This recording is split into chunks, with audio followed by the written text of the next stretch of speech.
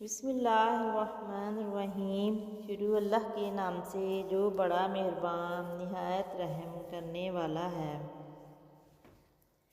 سب سے قریبی لوگوں کا وار سب سے زیادہ شدید ہوتا ہے کیونکہ وہ کم فاصلے سے کیا جاتا ہے۔ مطلبی رشتے کوئلے کی مانند ہوتے ہیں۔ جب کوئلہ گرم ہوتا ہے تو ہاتھ جلا دیتا ہے اور ٹھنڈا ہوتا ہے تو ہاتھ کالا کر دیتا ہے۔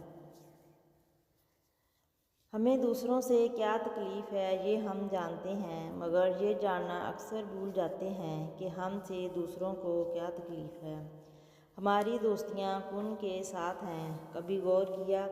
رسول اللہ صلی اللہ علیہ وسلم نے فرمایا، آدمی اپنے دوست کے دین اور اخلاق پر ہوتا ہے، اس لیے تم میں سے ہر ایک کو دیکھنا چاہیے کہ وہ کس سے دوستی کر رہا ہے۔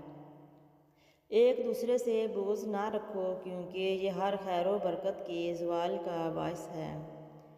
اس سے پہلے کہ یہ دنیا مجھے رسوا کر دے تو میرے جسم میری روح کو اچھا کر دے۔ یہ حالت اپنی جو میں نے خود بنائی ہے، مگر جیسا تو چاہتا ہے اب مجھے ویسا کر دے۔ میرے ہر فیصلے میں تیری رضا ہو شامل، جو تیرا حکم ہو وہ میرا ارادہ کر دے۔ آمین۔ جانتے ہیں سب سے زیادہ تکلیف دہ عمل کیا ہوتا ہے؟ مانوس لہجوں کا بدل جانا، جانی پہچانی نگاہوں کا پھر جانا، اپنائیت کو اجنبیت کا سفر طے کرتے دیکھنا اور اپنی آنکھوں کے سامنے اپنے سب سے عزیز شخص کو کسی اور کا ہوتے ہوئے دیکھنا۔ جنگ ہمیں مار دیتی ہے جبکہ ماں کی موت کا صدمہ ہمیں مرنے کے لیے چھوڑ دیتا ہے۔ شکر ہے اللہ پاک کا، اس نے نقصان اٹھانے والوں میں رکھا، نقصان دینے والوں میں نہیں۔ انہیں یہ فکر ہے ہر دم نئی طرز جفا کیا ہے، ہمیں یہ شوق ہے دیکھیں ستم کی انتہا کیا ہے۔ گناہ گاروں میں شامل ہے، گناہوں سے نہیں واقف، سزا کو جانتے ہیں ہم، خدا جانے خطا کیا ہے۔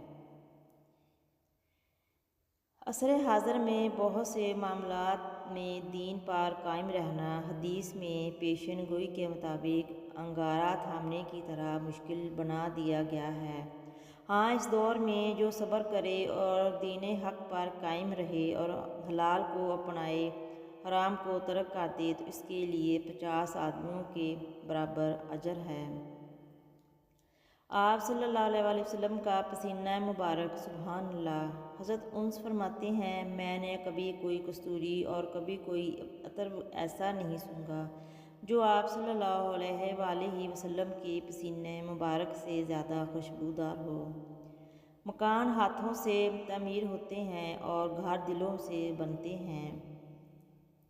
سننے کی بہترین آوازوں میں سے ایک بہترین آواز ضمیر کی بھی ہے۔